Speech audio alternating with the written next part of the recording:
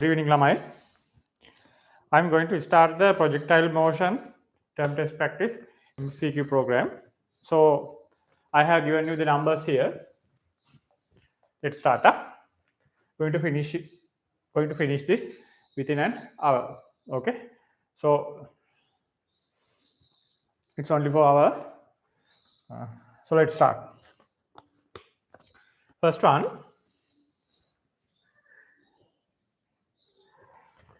The horizontal and the vertical components of initial velocity of a projectile. Now here,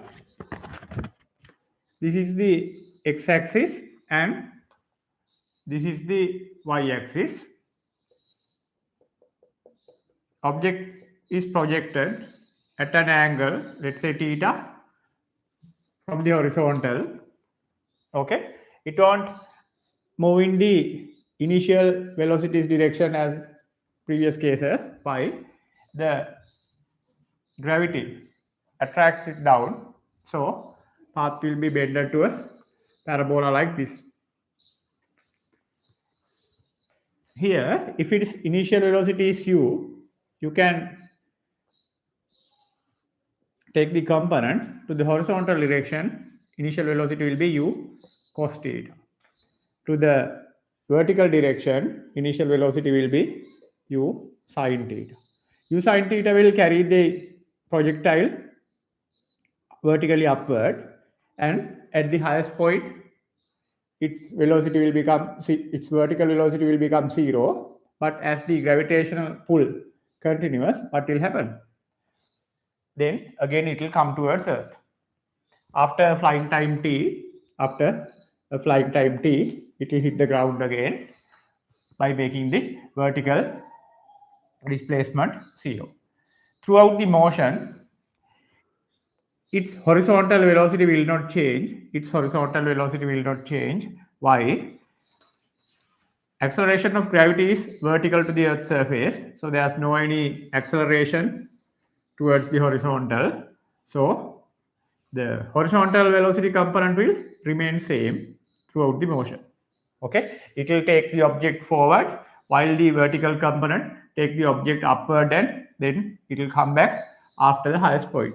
So the mixture of this will be the actual projectile. But here, as the vertical and the horizontal components are perpendicular to each other, we can consider the vertical motion separately and the horizontal motion separately. So these are the things. In here, vertical component of the initial velocity of a projectile is 10. So u sin theta value, vertical component 10 meters per second, and the horizontal component is 20 meters per second. They haven't given the actual projected velocity. No need to find it also. Why? We know the components. So separately we can do our job. Applying S equals ut plus half at square.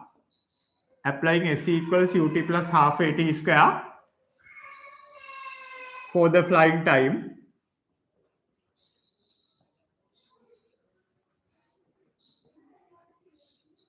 Applying S equals ut plus half at square for the flying time. What will happen? After the flying time, it will reach back to the same horizontal plane where it was projected. So even though there's a horizontal displacement, the horizontal range, vertical displacement will become 0 as it comes to the same level again. After flying time t, it does not come to this place. Throughout the vertical motion, there's a horizontal motion also. So definitely it will have a horizontal displacement. But when it comes to this place, its vertical displacement is 0. Again, the y coordinate is 0. So applying S equals ut plus half at square towards y direction will make the y coordinate, the displacement vertically 0 when it comes to the same level again after flying time t. Initial velocity is u sin theta. Its value is 10 into flying time t half minus 10. When it's projected upward, acceleration of gravity is minus 10 when you consider the vertical element. t square. 5t square is equal to 10t. 1t cancels and flying time is 2 seconds. Throughout this flying time, it will move forward due to the horizontal velocity component, and that does not change as there is no any acceleration towards horizontal. So applying s equals ut towards horizontal, the horizontal range r is equal to u cos theta. U cos theta value is 20 as they have given into flying time t. R is equal to 20 into 2, 40 meters. Its flying time is 40. I'm sorry, horizontal range is 40 meters. The answer is D. Okay. Then question number 2. First, finish all the questions that I have given to you. Then do the other questions in the paper if you have finished up to this point. Okay, the second one.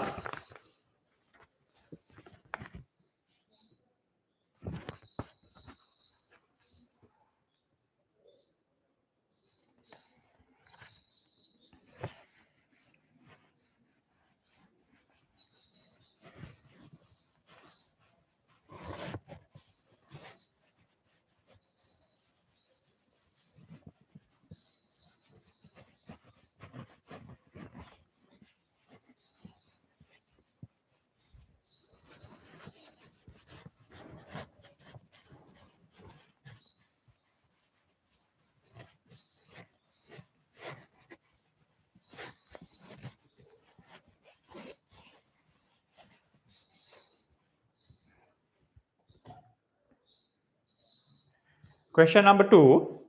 A bag is dropped from an aeroplane flying horizontally at a constant speed. So there's an aeroplane flying horizontally at a constant speed. Let's say its speed is u. Plane is flying horizontally with a speed u. It's a constant value. And a bag is dropped. So a bag is dropped from the plane.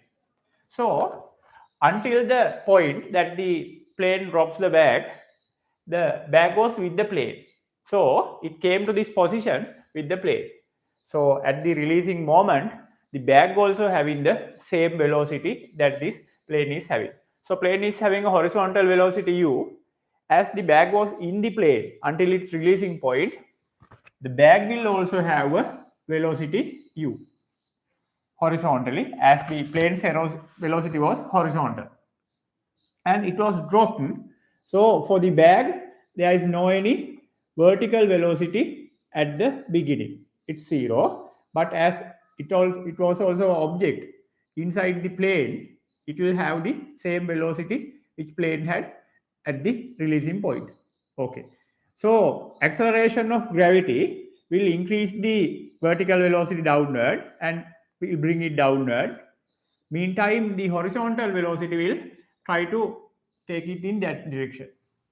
The combination, it will become a projectile and come to the ground. So this is the situation.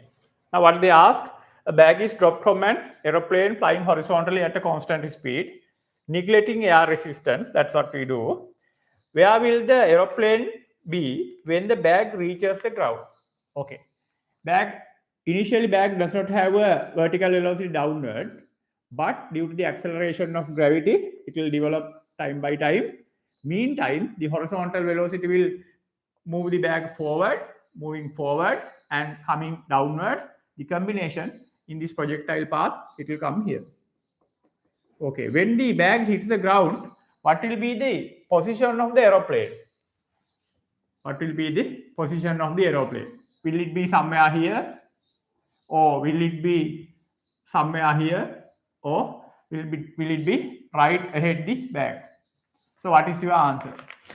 What will be the position of the aeroplane when bag hits the ground?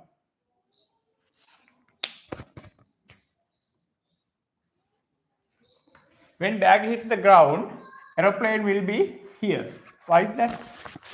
When bag hits the ground, aeroplane will be somewhere here, directly in line with the bag. What is the reason?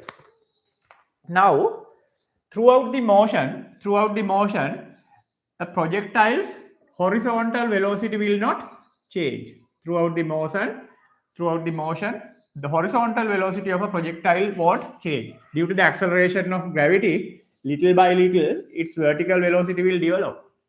But as the gravity is vertical, the acceleration of gravity is vertical towards surface. So there's no any acceleration towards horizontal.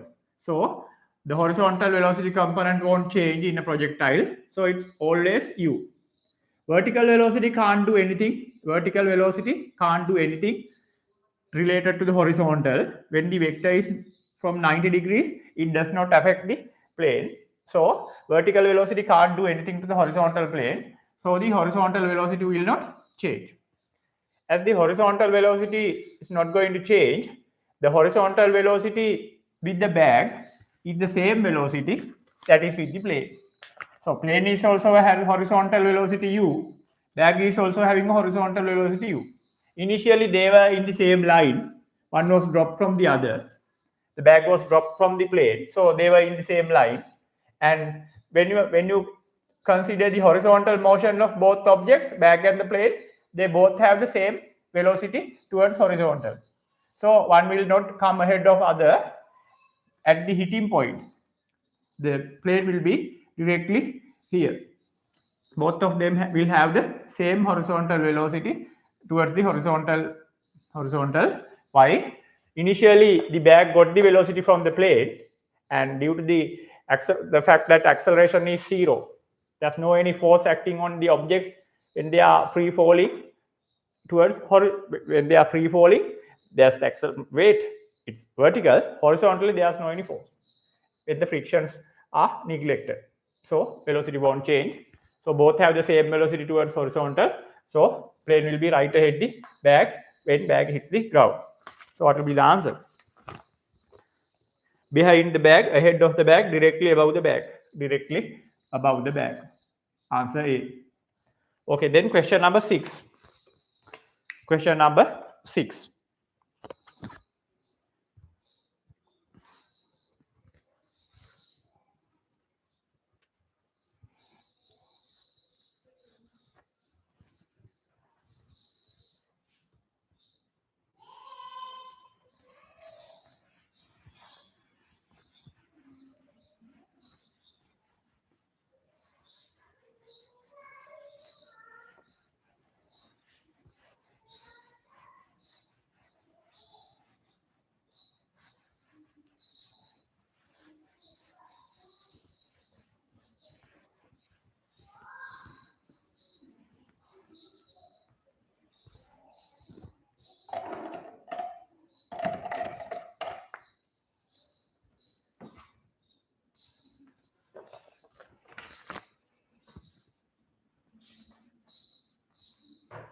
A body projected horizontally with a speed v from the top of a tower, height h, reaches the ground at a distance r from the foot of the tower. Another body projected horizontally from the top of the tower of height 2h reaches the ground at distance 2r from the foot of the tower.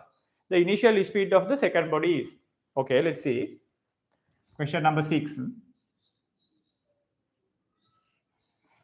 A body projected horizontally with a speed v from a top of a tower. So this is the tower. It has a height h. So this is the tower. It has a height h. And a body is projected horizontally with a velocity v. From the top of the tower, height h, reaches the ground at a distance r from the foot of the tower. So this projectile will come to the ground with a horizontal range r. With a horizontal range r.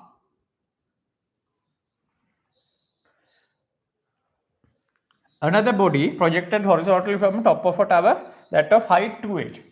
Now the the height is different. Now the height of the tower is 2h. The second body is projected from a tower that is having a 2h height. Reaches the ground. I don't know its initial velocity, initial horizontal velocity. They say it was also projected horizontally. That fact is there, but I don't know the value. I marked it at v as v dash. And what will happen to this one? It will be coming to the ground with the horizontal range of 2r. It will be coming to the ground with the horizontal range of 2r. So we need to find the value for this v dash in terms of v. In terms of v. That's what we have to do. Okay. Applying s equals ut plus half at square. Applying s equals ut plus half at square to the first one, to its downward motion, to reach the ground vertically. This first projectile has to reach a vertical displacement h downward. Initially it was projected horizontally, so there's no any initial vertical velocity, it's 0, plus when the object is dropped from the higher point and coming downwards, acceleration of gravity is plus g. Okay, plus g. Time taken is t.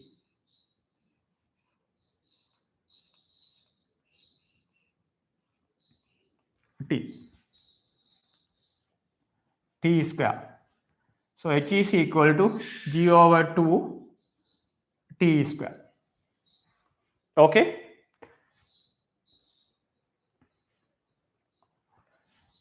Within that time t, not only the vertical motion, horizontally, there's a horizontal motion also. Acceleration of gravity is vertical. There's no any acceleration towards horizontal. So applying s equals ut towards horizontal. Horizontal velocity is the projected velocity v. Time is equal to 2h over here t. I can subject t from here. 2h over g full root. Okay. So the horizontal displacement is r is equal to velocity is v, t is root 2h over g. So this is the equation that governs the motion of the first projectile. Let's see what happened with the second one. Okay. Applying s equals ut plus half at square. Applying s equals ut plus half at square downwards for the second projectile, it has to come 2h distance to reach the ground vertically. Initial velocity is 0, no doubt, because projected horizontally, so there's no initial velocity, 0. The whole term will become 0 plus half plus g t dash square. I'm introducing the flying time with the symbol t dash for the second one. Okay, so then what will happen? 2h 2 times here, the cross multiplication, 2h into 2 times over g root t is equal to t dash. Within that t dash time, not only horizontally, it will move not only vertically, not only vertically downward motion, there's the horizontal motion also.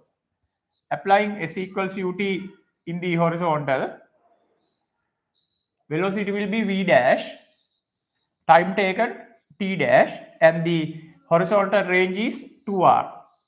So here I can create an equation, 2r is equal to v dash, the t dash value 4h over g with the root. Now I have two equations where I can compare them and get my answer.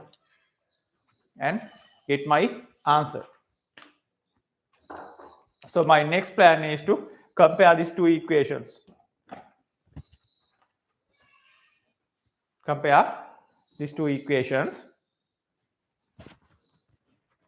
So 2r is equal to 2r is equal to v dash root 4h over g, while from here r is equal to v root 2h over g. I can divide both sides like this. 2r divided by r. I'll have r here. Sorry, 2r divided by r. I'll have a 2 here. And that's the ratio v dash over v. And inside the full root, g will cancel out, h will cancel out. Here in the top you have 4. And in the bottom you have 2. Okay, to take the root, to eliminate the root, here it's no need to eliminate. Here, inside the root, there's a 2 here. Normal 2 means root 2 into root 2. And there's a root 2 remaining. V dash over v. There's a root 2 remaining in the right side also. It will cancel with 1 root 2, where the root 2 into root 2 equals 2. So this is easy. Then I can cancel 1 root 2 with the remaining root 2 from the right side. So the ratio of the velocities are equal to a value root 2. Ratio of the velocities are equal to a value root 2. So the speed of the second body v dash is equal to v root 2. V root 2, answer is C. Answer is C.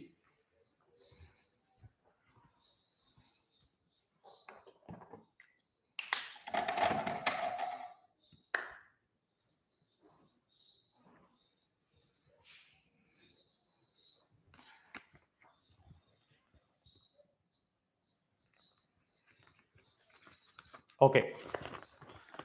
Now the question number 9. Question number 9.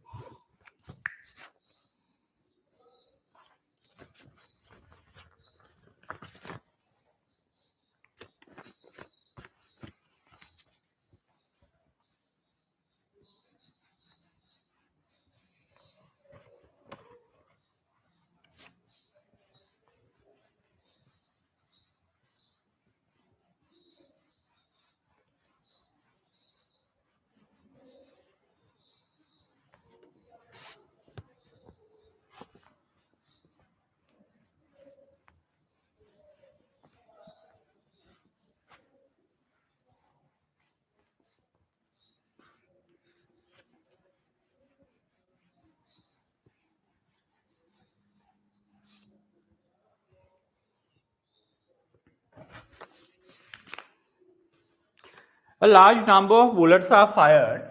Let's see. A large number of bullets are fired in all directions with the same speed v. The maximum area on the ground on which the bullets will be spread is. You know. So let's see. This is the gun that these bullets are being fired. When a bullet is fired, if the bullet is fired vertically upward, it will come to the same place. If the bullet is fired vertically upward, it will come to the same place. If it is fired at an angle, it will create a projectile and move like this. And now you know, to take the highest, to have the highest horizontal range, to have R max, to have the highest horizontal range, the bullet should be fired with at an angle of 45. At an angle of 45. There might be other angles for this projection, but these angles will end up with lesser horizontal range. These angles will end up with lesser horizontal range. To get the maximum horizontal range, one should fire the bullet with at an angle of 45 degrees. to have the maximum horizontal range, R max value. R max value. Okay. So in the other side, it is the same story. The bullet can be projected with different angles, and they will give you different horizontal ranges, but the bullet that was projected at an angle of 45 with the horizontal will give you the highest range. R max value to the other side. R max value to the other side. So now I'm closer to the answer. I'm very close to the answer. The maximum area on the ground on which the bullets will spread. Okay. To this side, the maximum distance that a bullet can travel horizontally is R max. To the other side, the maximum distance that a bullet can travel is equal to R max. So what will be the area that these bullets will spread? This area will be a circle. This area will be a circle where R max is the radius. Where R max is the radius. So the bullets will be spread in a circle where the initial point, the projection point is the center, and R max is the radius. So that is the situation where you have to understand. So let's find the maximum horizontal range and then take that maximum horizontal range as the radius and find the area of the circle, considering the center as the where the bullet, considering the position, considering the center as the position where the bullets were fired. Okay, this is the situation. So now I'm going to find R max. To find R max, to find the maximum horizontal range, first I have to find the flying time of a bullet when it is projected at an angle of theta. Later I'm going to introduce this theta with 45, because I know to get the maximum range, the angle should be a value of 45. So initially I'm handling it with theta. I'll say the initial velocity is u. Initial velocity is u and the projected angle is theta. Okay. Applying S equals ut plus half at square upward for the flying time t. After the flying time, it will come to the same horizontal range, making the vertical displacement 0. Initial velocity u sine theta. Towards horizontal, it's u cos theta. Vertically, initial value will be u sine theta. U sine theta t plus half minus g t square. G over 2 t square is equal to u sine theta t. 1 t will cancel out. Flying time is equal to 2u sine theta over g. Then what will happen? Throughout this flying time, the projectile will move horizontally also without acceleration, as there's no any acceleration towards horizontal.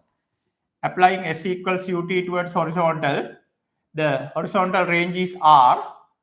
The horizontal velocity, it's u cos theta, it's not changed. U cos theta into flying time t, 2u sine theta over g. So r is equal to 2u square sine theta cos theta over g. In our A-level syllabus, A-level physics syllabus, we can use this 45 angle 45 as the angle which gives us the maximum range. So R max will be equal to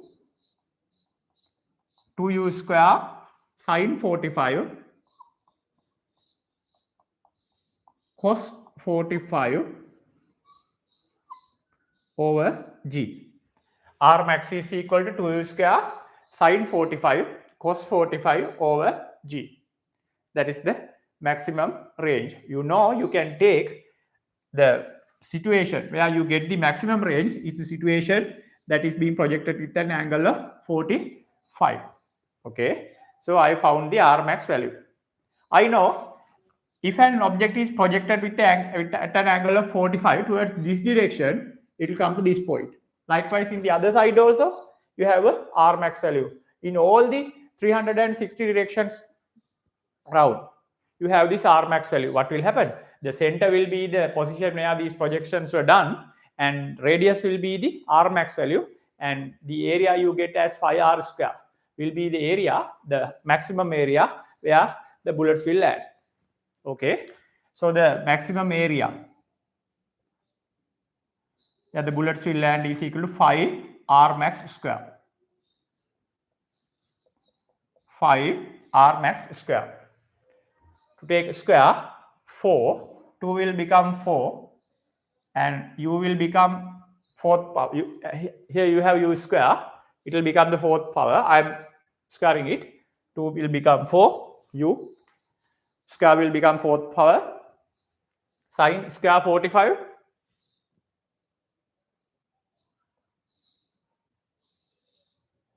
cos square 45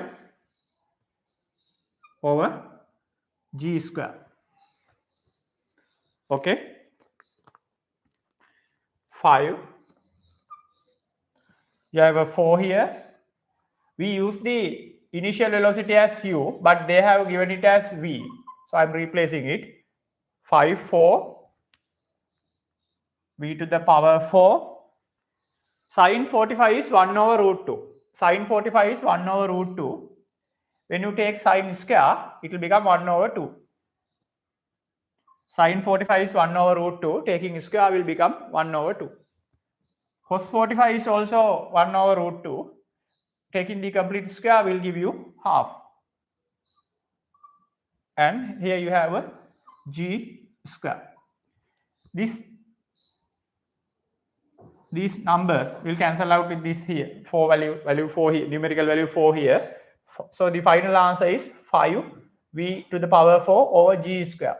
5 v to the power 4 over G square is the maximum area where these bullets can land. Okay, the answer is 5v to the power 4 over G square.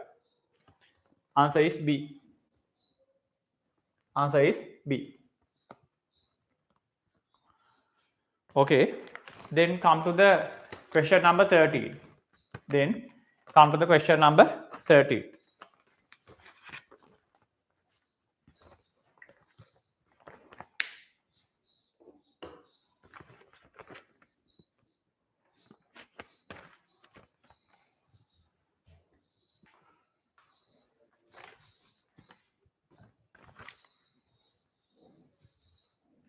Bota, you have to study well.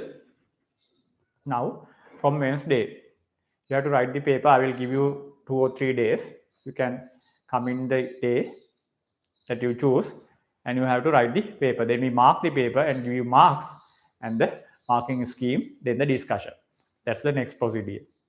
Okay, so be prepared. Study now.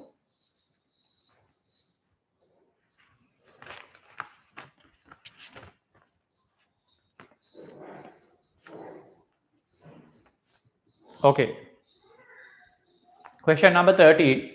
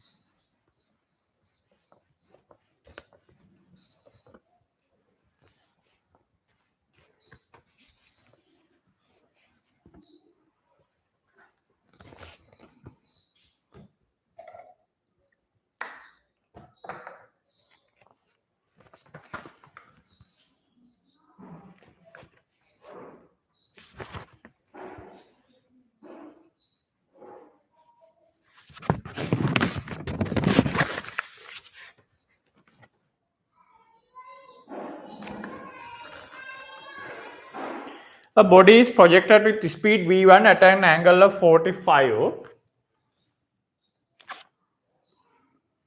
A body is projected with a speed of v1 at an angle of 45. Then the horizontal to the horizontal from a point A. So this is the point A, and the initial projection is like this. At the same instant, another body is projected vertically upwards from a point B. So I will draw it with a different color. There's this point B somewhere here, and at the same instant, here the projection was done. Let's say when t equals 0, here also no delay. At t equals 0, there's another projection. Object B is projected from there. At the same instant, another vertically upward from a speed b. It's a vertical upward motion with the initial speed v2. The point B is vertically below the highest point of the path of first body. So the first body is having a projectile motion like this, and this exact point where the B was projected is the point that is with the same line where capital A, the object A, reaches its highest altitude. Okay, so I have to correct the picture. This is the point B. It is directly down in the same line with the highest point of point A. Here's B. And object is projected with the value, the velocity v2. So I'll make it more symmetrical here. So this is the situation.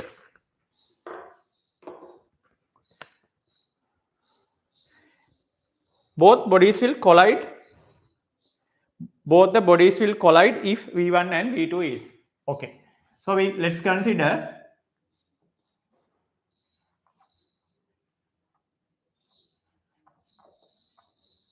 both bodies are colliding.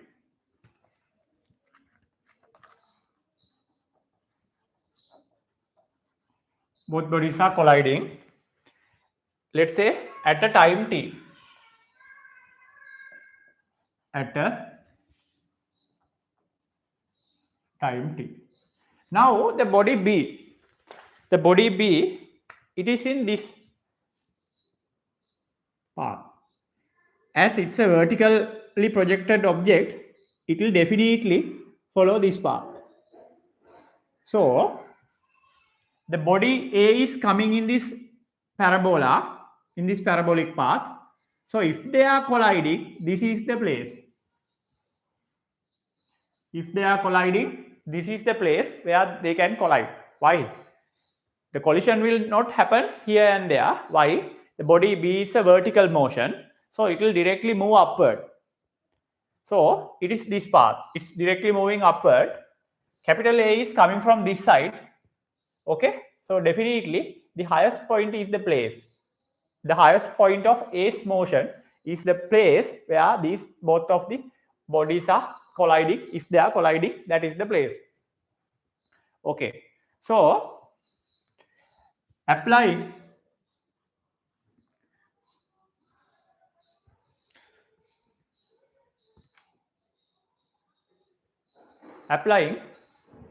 v square is equal to u square plus 2as. Applying v square is equal to u square plus 2as up to the highest point.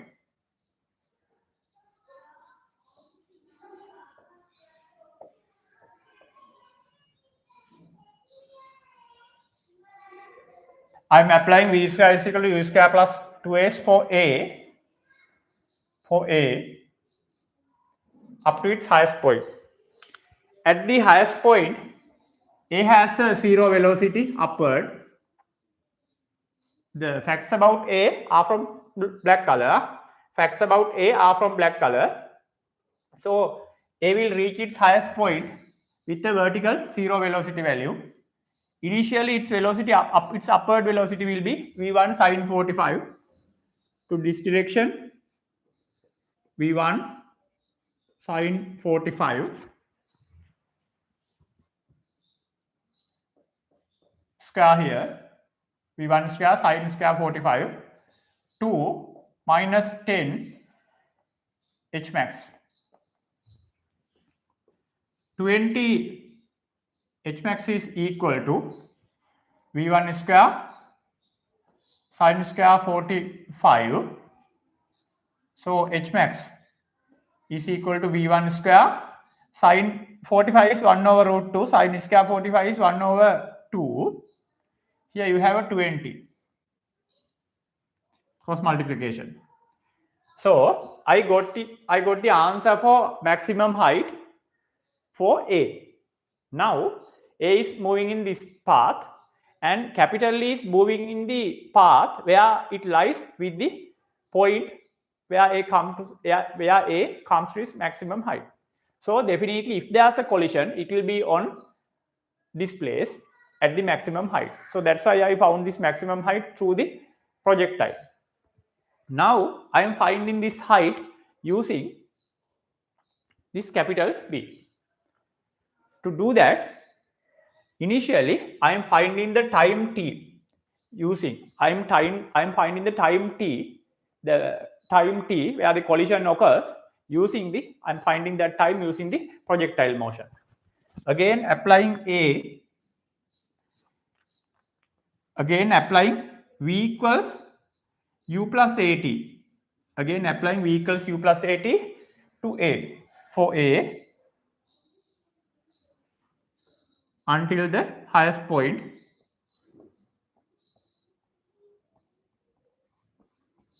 Applying V equals u plus at until the highest point. At the highest point, A will have a 0 velocity vertically upward. Its initial vertical velocity is v1 sine 45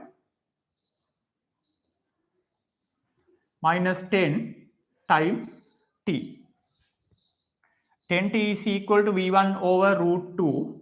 So the time that it reached the highest point is v1 over 10 root 2. That's my second equation. Okay. Applied V equals u plus at to the projectile until it reaches the highest point at a time t. At the highest point, A is having a 0 velocity upward. Initial velocity v1 sine 45 minus 10 acceleration of gravity time t. So it gives me the time where the capital A reaches its highest point. This highest point is the point where this accident occurs.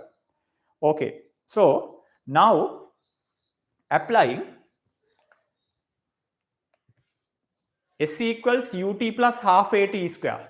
Now applying S equals ut plus half at square, or S is equal to, applying S equals ut plus half at square for B.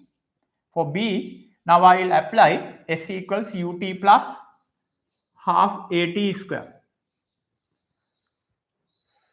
Okay.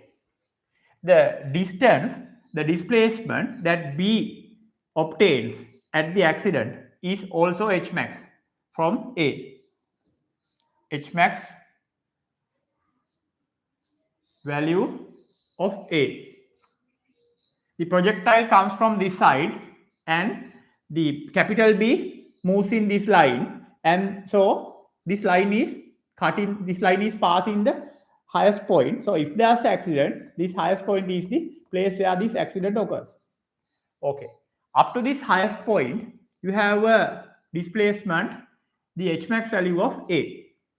Now I'm applying B. I'm applying S equals ut plus half at square for B, and I'm considering the displacement gained by B until the accident, until the collision. I'm applying S equals ut plus half at square for B until the collision. At the collision, B has climbed for a distance h max. What h max? The h max of projectile. What is the h max of the projectile? v1 square over 40. So at the accident, if the accident is occurring at that point, the height of B is equal to the maximum height of the projectile. So it's V1 square over 40. Okay, V1 square over 40. And what is the initial velocity of B? It's V2. What is the time taken for B to reach that point?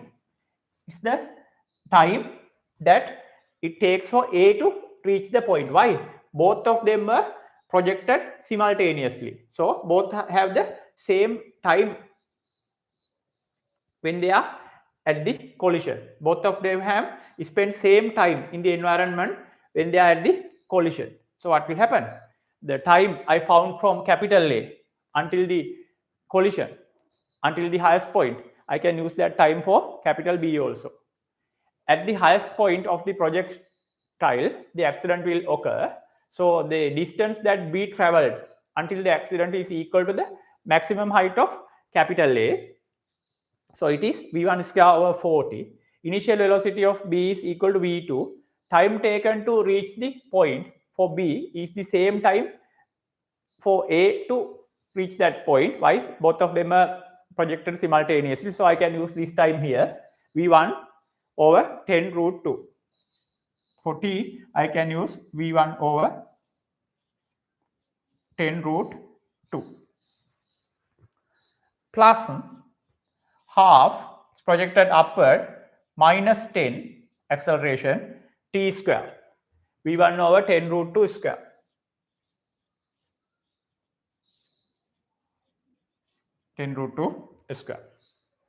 So V1 square over 40 is equal to V2 V1 10 root 2 minus 5 V1 square 100.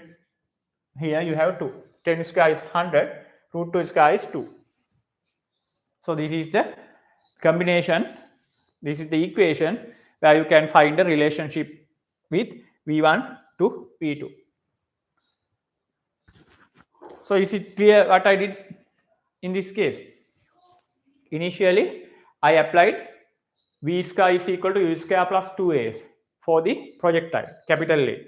And using that as the initial velocity V1 and the angle is given, I found the answer for the H max from the projectile. Why?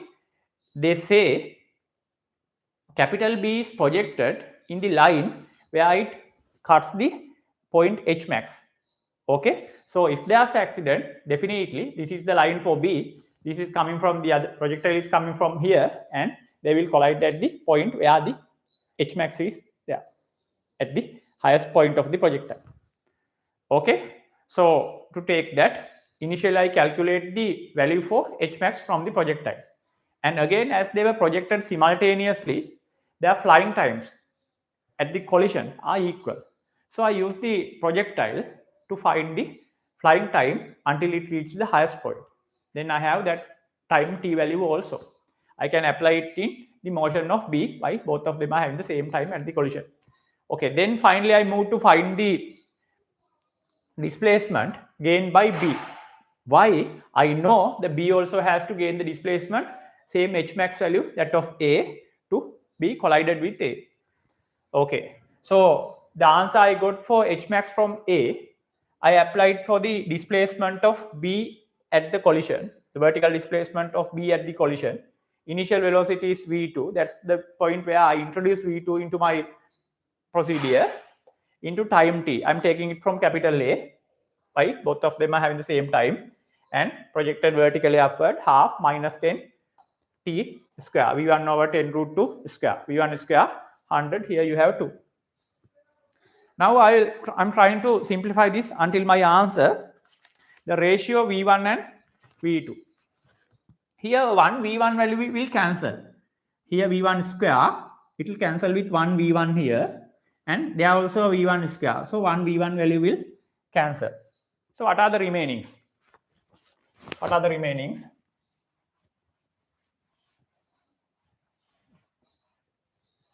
V1 over 40, V1 over 40, V2 over 10 root 2 minus 5 V1 over 200.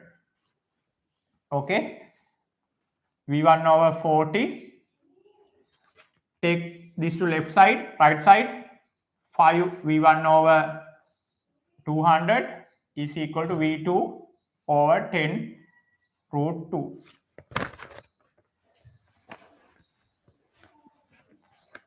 Okay, here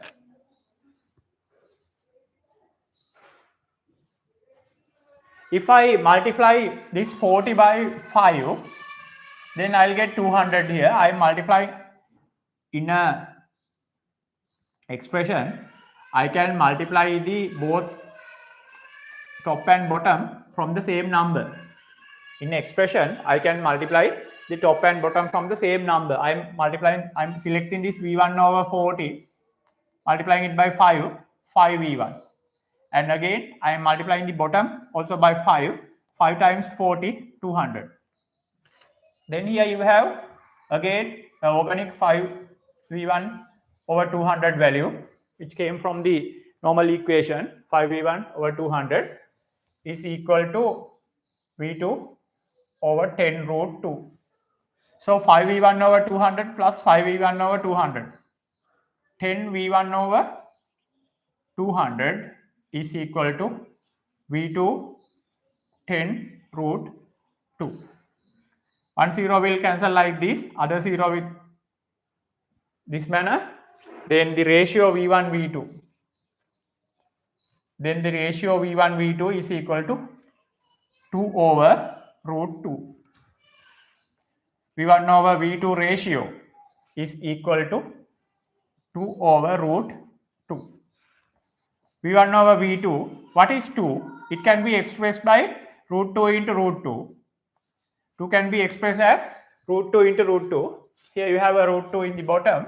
One will cancel out now. So the ratio is equal to root 2 itself. Okay, answer is A. Answer is A.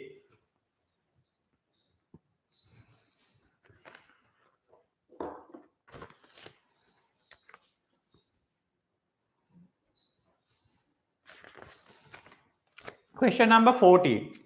In our class, we have done a question like that. Can you remember? In our class, we solved a problem. Whatever the thing we have to subject at the end, as the answer will differ. But can you remember that concept? In that, I can't remember the exact question number, 40 or 38, whatever, at the end. Can you remember we solved a question? In that question, there was a fact. The horizontal range and the maximum heights are equal. Then subject U or whatever the thing. The fact was, in that projectile, the horizontal range is value-wise, magnitude-wise, its value equal to the value of the maximum height. Here, it's the same pattern. The speed of a projectile at the maximum height is half of its initial speed u. Okay. Wait. Still, I'm going to do that. That's a small, yeah. I'm sorry, yeah. That's a small difference. It's not the same thing. I'm sorry. So I'm going to do that again. I will solve the 40th. I'm not going to express it more by pi. There's a small change with the one I mentioned. So I'm doing it now. Now I'm going to do the question number 40. I'm going to do the question number 40.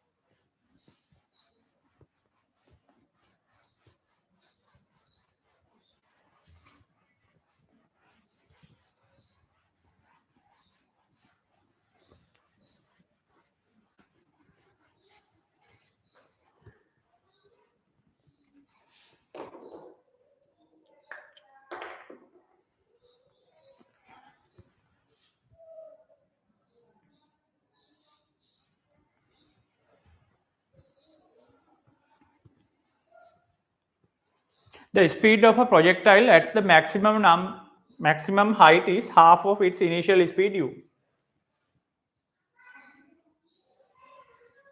Now, there's a projectile. The initial velocity is u at an angle theta to horizontal. It will be moving like this. At its highest point, it does not have a vertical velocity. It's 0 at the highest point. At h max, the vertical velocity is 0, but horizontal velocity will not change throughout the motion. So the initial horizontal velocity is also u cos theta. The final horizontal velocity is also u cos theta. In a position like this, in there also, the horizontal velocity is u cos theta. Even in the highest point, horizontal velocity won't change. It is u cos theta. Okay. Now, what is the fact they give you? The speed of the projectile at the maximum height. So, as the vertical component is 0 at the maximum height, the complete velocity is the horizontal component. At the maximum height,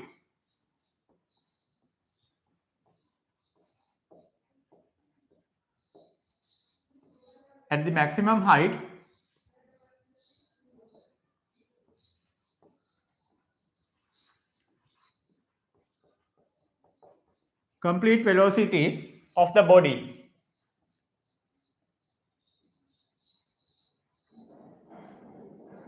at the maximum height, complete velocity of the body is equal to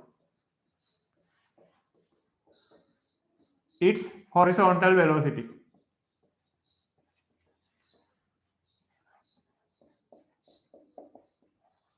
Why? At the maximum height, there's no any other velocity. Vertical part is 0 at that instant where the object is in its maximum height. So the only velocity remaining is the horizontal velocity. That is the value that does not change throughout the motion. So the u cos theta initial horizontal velocity value is the resultant velocity or the final velocity, the complete velocity at its highest point. So they say there's a relationship between this final velocity at the highest point, the u cos theta value, with the initial velocity. How? At the maximum height, it's half of its initial speed u. Take half of its initial speed, it's the velocity that this object has at its maximum point. The only velocity that this object has at its maximum point is u cos theta. So u cos theta is equal to half of initial velocity. It's u over 2 here. So it's very simple now. You will cancel out. Half is equal to cos theta. So the projected angle is 60. So the angle of projection is 60. Then you have to find the horizontal range. Okay. Now quickly come to the other part.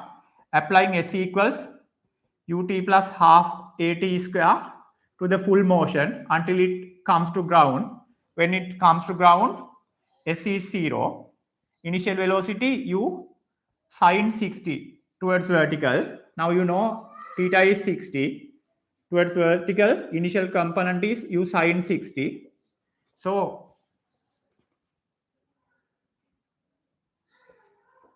applying S equals ut plus half at square until the object comes to the same level, then the vertical displacement is 0. Initial vertical velocity u sine 60 t half minus 10 t square. 5t square is equal to u sine 60 root 3 over 2 t here.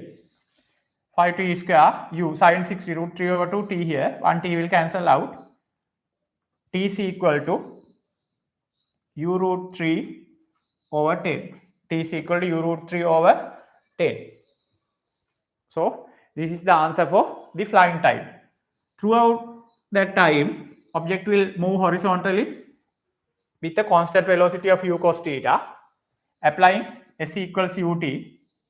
After the flying time, it will gain its horizontal range r. It's equal to u cos theta. U cos theta means u cos 60. U cos 60 into time t, u root 3 over 10. So what is r? U cos 60 is equal to half. Then you have another u here, root 3 over 10. So u square root 3 u square over 20. So the horizontal range is equal to root 3 u square over 20. Root 3 u square over 2g. 20 means 2g. So the answer is C. So the answer is C.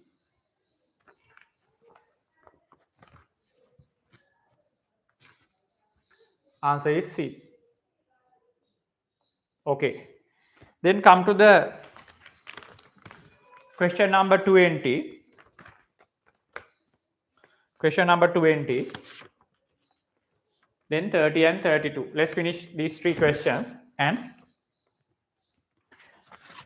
now you have to finish all the other MCQs and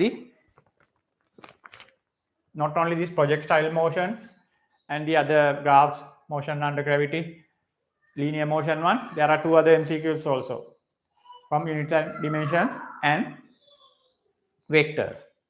At the class, you can ask me if there are any difficult questions for you. Definitely there will be. So ask me, I'll teach them. Okay, and then you have to get prepared. Okay, now I'm moving to question number 20.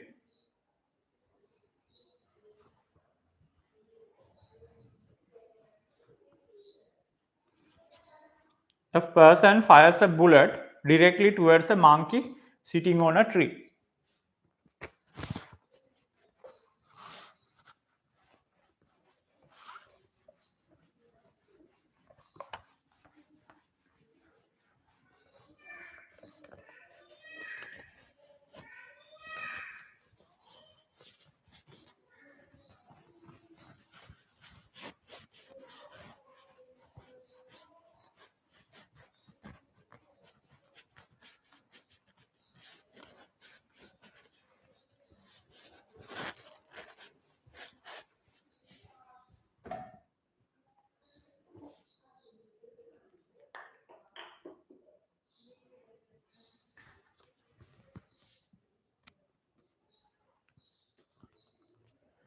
A person fires a bullet directly towards a monkey sitting on a tree. So, if the bullet travels in a straight direction without any bends, monkey is there. Just when the bullet leaves the gun at t equals 0, when bullet leaves the gun, the monkey starts falling freely with the initial speed of 0. Monkey will start to, at t equals 0, without the initial velocity, the monkey will start to come down. The monkey starts falling freely. The bullet will go above the monkey, will hit the monkey. So what happened? This bullet is projected with the initial horizontal velocity u. This bullet is projected with the initial horizontal velocity u. And the bullet is also having a vertical velocity which is equal to 0, while the bullet is projected or the fired horizontally. So it's not having a vertical velocity at the beginning, but the acceleration of gravity is present. The pull of attraction of the gravitational attraction is there. So what will happen? While moving horizontally, it will come downwards and it will create the projectile. So the bullet is in a parabola. Its path is a parabola. Okay. At the same time where the bullet was released, the monkey start to fall free. So monkey is in a straight line like this. Now, here, when the, let's say, bullet comes a distance x downward, distance y downward, bullet comes a distance y downwards at a time t. Initially at t equals 0, bullet was here. It was projected horizontally, but there's no any vertical velocity for the bullet. So initially its initial velocity is 0, but the bullet will come downward due to the gravitational attraction. Now at a time t, when t equals to t, the vertical displacement of the bullet is y. Applying s equals ut plus half at square to the bullet, the vertical displacement of the bullet is y. Initially it was projected horizontally, so there's no any vertical speed at the beginning, 0, g plus g t square. So the vertical displacement gained by the bullet y is equal to half g t square. Let's see the situation with monkey. Applying s equals ut plus half at square to monkey. The vertical displacement gained by monkey is equal to y dash in its motion. Initially there's no any velocity, 0, half plus g t square. Both of them started simultaneously. So both of them have the same spent time in the environment.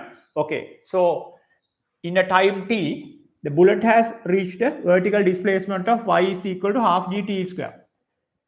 In the case of monkey, the vertical displacement is y dash is equal to 0 plus half g t square. So always the vertical displacements of the bullet and the monkey are same. Why? They both are under the motion of gravity. Both of them started at the same time. Both of them did not have the initial velocity values. They were 0. So they are same when we are considering their vertical motions. Okay. So at a certain time t, always the bullet and the monkey will be in the same level when we are considering their vertical motion. But there's a problem. Always, let's say bullet is 5 meters in a downward position from its initial level, then monkey is also 5 meters down from its initial position as y. What is this y coordinate value? Half g t square. At a time t, what is the y displacement y dash? Half g t square. At the same time t, what is the displacement y? Half g t square. So always they are in the same level vertically. But there's a problem. By understanding the both of the monkey and the bullet have the same vertical displacement, it does not mean that they need to be collided or that the bullet will hit the monkey. Why? To hit the monkey, bullet has to have a horizontal displacement also. If the bullet's horizontal velocity is not enough to reach this place at a time t, then it will not hit the monkey. Yeah, always monkey and the bullet are in the same vertical levels. But what about the horizontal velocity of the bullet? That's the thing that carries the bullet towards monkey. If it is not enough within a time t, if that horizontal velocity can't fill the horizontal gap between the bullet and the monkey, it will not hit the monkey. Yeah, at the same time, they are at the same vertical levels. Always, it will happen until they reach the ground. But there's another fact. The horizontal velocity of the bullet need to carry the bullet towards monkey. If it is not enough to reach the monkey at a time t, what will happen? So even though they are at the same vertical level, the bullet will not hit the monkey. So let's go to the answers. We'll go above the monkey, we'll hit the monkey, we'll go below the monkey, may or may not hit the monkey depending on the speed of the bullet. That's the answer. D. May or may not hit the monkey with the speed of the bullet. Why? I know that they will be in same vertical levels at a certain time t as they are equal in their vertical motion. But the horizontal motion has to take the bullet towards monkey. If it is not enough to reach monkey at a certain time t while the levels are maintained, it has to fill the horizontal gap between the monkey and the bullet. If it is not at a certain time t, the horizontal displacement gained by the bullet, if it is not enough to reach the monkey, then to fill the horizontal gap between the bullet and the monkey, what will happen? Even though they are in the same level, the bullet will not hit the monkey as the horizontal gap is still present. So that's the answer. So it may or may not hit the monkey. Answer is D. Then let's go to the question number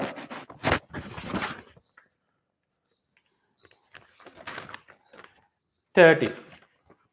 Then let's move to question number 30. I'm going to stop the class from question number 30. Yeah? Now it's enough.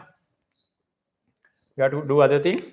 If you need more help, you can ask me at the class. I'll help you. Now study, yeah? Study and get prepared for the exam on Wednesday. From Wednesday. That's rescheduled from Wednesday. I have to go to the institute. I have to check about this water level. Now it's finished. Now I think the situation is clear, but there might be some issues with the electricity and the other things. We have to check them, and I'll inform you.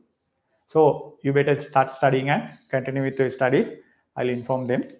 I'll inform you the details, the dates. Okay, question number 30.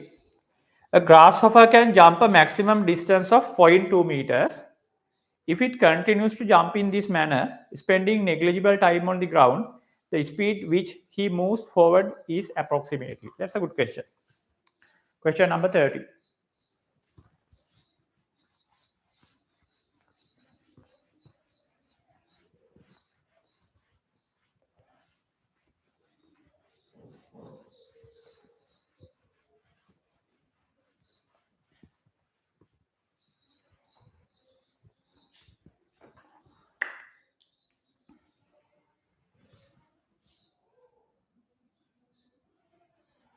Question number 30. A grasshopper can jump a maximum distance of 0.2 meters.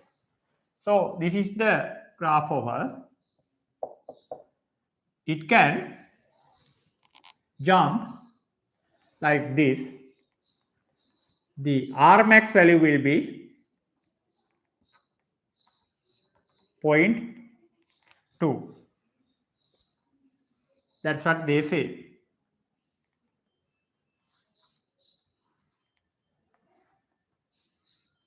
Okay.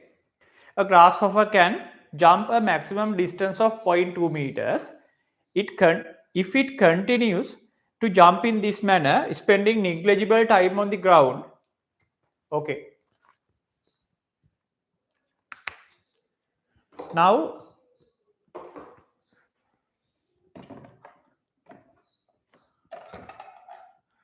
it started its journey from here. After the first jump, it will be on a position like this, spending negligible time on the ground, and again it will jump for another 0.2 meters. Again, it's the second Rmax value will be a 0.2 meter value again.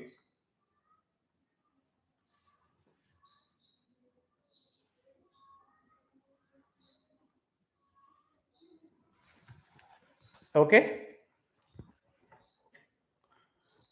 If it continues to jump in this manner, spending negligible time on the ground, then the speed with which he moves forward approximate. Okay.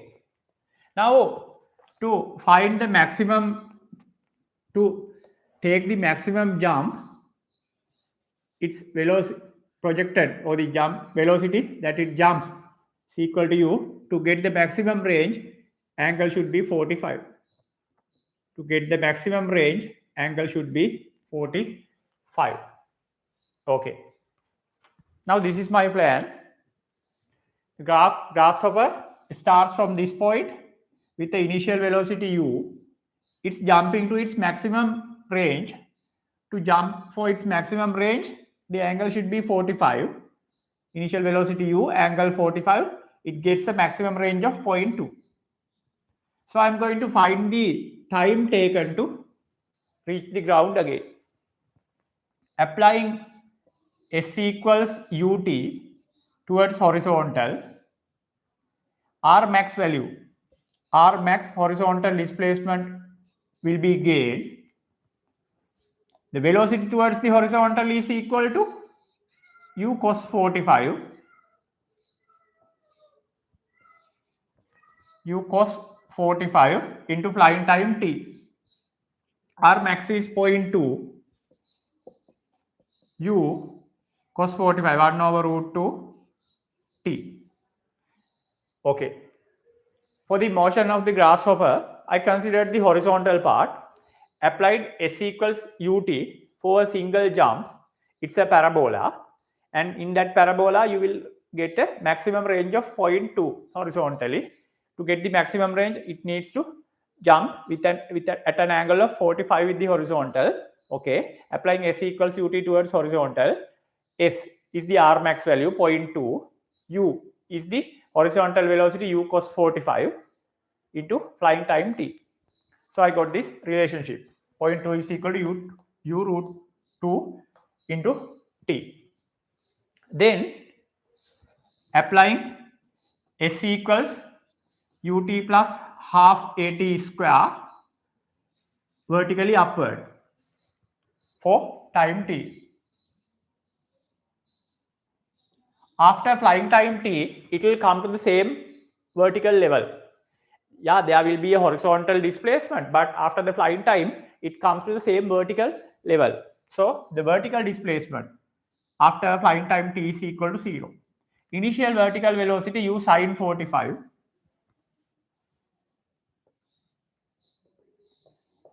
U sin 45. Flying time t plus half minus 10 t square. 5t square is equal to u sin 45 1 over root 2 t. 1 t will cancel out. From here I can take the flying time as u over 5 root 2. After the flying time, it will come to the same vertical level. The vertical displacement will become 0 after flying time. U sin 45 t plus half minus 10 t square. 5t square is equal to u sin u over root t. So from there I got the answer u over 5 root 2 for t. Now I'm going to combine these two answers and going to have an answer for t. See what I'm going to do. T is equal to 1 over 5 root 2 into u. What is u here? 0.2 root 2 over t. What is u value here? The 0.2 into root 2 over t is the u value. From the horizontal motion, you can subject u 0.2 root 2 over t is u. 0.2 root 2 over t is equal to u. And from the vertical motion until it reaches the same level, t is equal to u 5 over root 2. Now t is equal to 1 over 5 root 2. You have to multiply it by u. What is u? 0.2 root 2 over t. You can cross multiply and take t square here. Root 2 will cancel out. T square is equal to 0.2 over 5. So t will be equal to root 0.2 over 5. So this is the flying time related with the maximum range of the jump. To take the maximum range from the jump, this is the related flying time. Okay. Now what they ask, it's a very interesting thing. Then the speed with which he moves forward approximately. So they are asking you the approximate speed towards horizontal. It's a very interesting one. So they ask what is the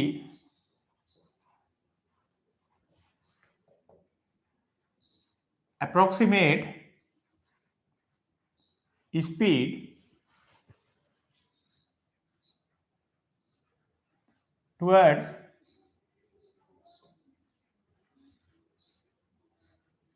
horizontal? What is the approximate speed towards horizontal? How you can get the speed? Speed. How you can get the speed? The distance divided by the time. Horizontal distance divided by time. Now he's continuously jumping like this. So whatever, one jump, two jump, or three jumps, whatever the situation, it's same. Grasshopper maintains a continuous jump in this manner. So when you consider one jump, two jump, or whatever the number of the jump is passed, it's same. So to find the average speed, to find the speed towards horizontal, what I need a distance towards horizontal and time taken to reach that distance. I'm taking distance as 0.2. I'm taking the horizontal distance as 0.2. I'm taking the horizontal distance as 0.2. If I'm taking the horizontal distance as 0.2, the time taken is capital T. Time taken is capital T. So horizontal distance will become 0.2 after a time t. So what is the average speed? What is the speed? Approximate speed towards horizontal. It will move a distance 0.2 meter at a time t horizontally. So what is time t? 0.2 over 5, the root value. So 0.2, here you have 0.2 root here, and 5 is in the 5 is here. You can take it up, root 5. When there are 3 rows, you can take this one here. 0.2, root 0.2 is there. 5 is in the third row, you can take it up here. Normal 0.2 is 0.2 root multiplied by 0.2 root. Normal 0.2 is 0.2 root multiplied by 0.2 root. And you have a 0.2 root here and root 5 here. 1.2 root will cancel out. Then you have to multiply 0.2 root by 5 root. Take the square root here. 0.2 into 5. 0.2 into 5 is 1. So the square root 1. Square root 1 is equal to 1. That's nice. Okay. So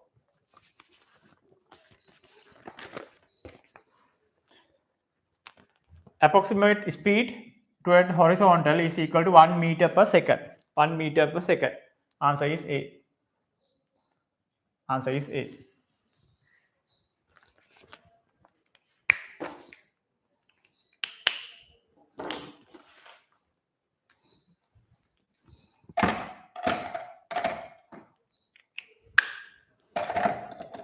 That's a very interesting question. Now here, a grasshopper jumps continuously in the same manner. So it will move for upward, then it will come to the same level with the horizontal displacement at the end of the parabola, and it will continue its journey in the same manner. So they ask us the approximate, it does not stay after a jump, instantly it jumps again. So there's no any time lag there. So what you have to do? You have to consider a horizontal distance and divide it by the time taken. Then you will get the horizontal speed. Yeah, they are in between. While the motion is in the horizontal, this horizontal case is being studied, there's a vertical part also. In a jump, he goes up and comes down. The vertical part is there, but still, without considering the vertical part, you can consider the horizontal part. Why? Always the velocities are perpendicular to each other. So without any effect from one to other, we can solve for these two directions as they are perpendicular. So I'm neglecting the vertical motion for a while as it's approved with this vector theory, and I'm considering the horizontal part. Okay, so horizontally, if I know the distance that it travels, I can divide it by the time taken, then I can find the approximate. Approximate word means that there might be a time lag when it jumps from one jump to the other, but they say do not take it. So don't need to ask it with the approximate method, they can just ask. Okay, so what we have to do? We have to find a displacement, horizontal displacement, and divide it by the time, and we will get the horizontal speed of the motion. While there's a vertical motion, we can neglect it for a while and consider this horizontal part. As the vectors are perpendicular, it will not do any harm. Okay, so this is the situation. Now I thought of taking the range point 2 as my horizontal displacement. To divide this point 2 with the related time, the horizontal displacement will become 0.2 after flying time t. So I found flying time, then divided it by 0.2, 0.2 that is horizontal displacement, and divided by the flying time, the related time to reach that horizontal distance. Then I got the speed towards horizontal. Okay, that's what I did. Okay, so I'm going to finish this MCQ program from today, and from Wednesday, most probably from Wednesday, we will be writing papers. Okay, so I'll notify you these things with the WhatsApp group. Okay, then good night.